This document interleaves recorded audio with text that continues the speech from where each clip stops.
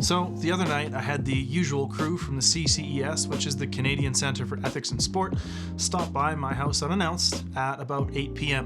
As a lifter in the CPU and IPF, I consent to out-of-meet doping control and testing protocols, as well as what's called a whereabouts program. Now the whereabouts program entails that I give them my whereabouts, which is essentially where I sleep every night, that I give them my competitions for each quarter, where and when they're going to be, as well as a guaranteed hour window every day where I can guarantee my whereabouts so that they can show up for random testing on any day of the week. So like I said, the other night, I'm on my couch with my milk stout and cookies, painting my toenails and watching RuPaul, when there's a knock at the door. At first, I'm confused. What could it be? Perhaps it's that Nicolas Cage pillowcase I've been waiting for all week. But then I realized, nope, it's that time again. The leading lady, who we'll call Nick, and Guy A, who we'll call Mr. Cage, come in and set up shop at the dining room table. We fill out some paperwork, then me and Mr. Cage head into the bathroom and I go full drawers to the floor and pull up my shirt like it's Russ Swole's crop top, as is the rule, and I just let her rip. Good thing I had to pee. Pour the samples into a few bottles, Nick runs some tests, and it gets sealed up. I say my goodbyes to Mr. Cage, and he takes off. In comes Guy B.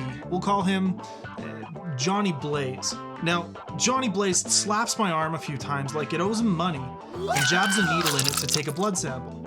He fills 2 vials up. I go through the same process of labeling, etc., sign some stuff on an iPad, let the blood sit or rest for 15 minutes, and then it's all over.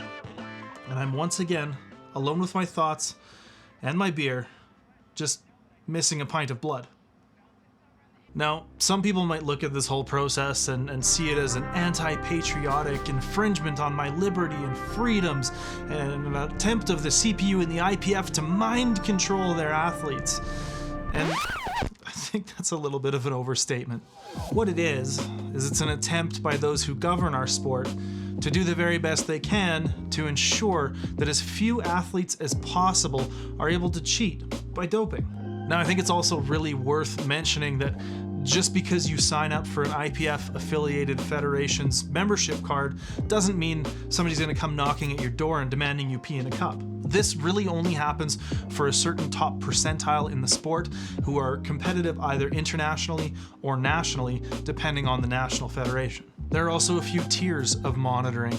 Now, number 1, there's what's called the registered testing pool, which basically means that you've just given your information ahead of time, so they have you in the database, and chances are they're a little bit more likely to test you in a competition. The second tier to this program, which is where myself and a lot of other lifters you might follow on Instagram are at, and that's the whereabouts program. And the whereabouts program is broken down into the things I mentioned earlier, so my whereabouts, competitions, and hour window per day so I can be randomly tested out of meat. There's also probably a contingent of people out there who are saying right now, bro, drug tested doesn't equal drug free.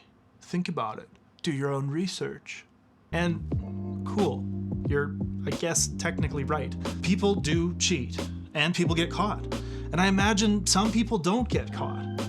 But how do you expect any federation to try and live up to the drug-free standard without administering measures like these? Personally, I choose to compete drug-free, and I'm willing to do my part via these testing protocols to try to ensure that the sport is able to take these steps closer and closer to fully drug-free. I'm sure that there are a lot of people watching right now for whom this is maybe your first exposure to something like this. These are the same anti-doping protocols that Olympic athletes and high-level athletes of all different sports go through to try to ensure fairness and cleanliness, if you want to call it that, in their given sport. So I hope everybody, had some curiosity satisfied and appreciated a powerlifting perspective on this. We'll see y'all in the next video.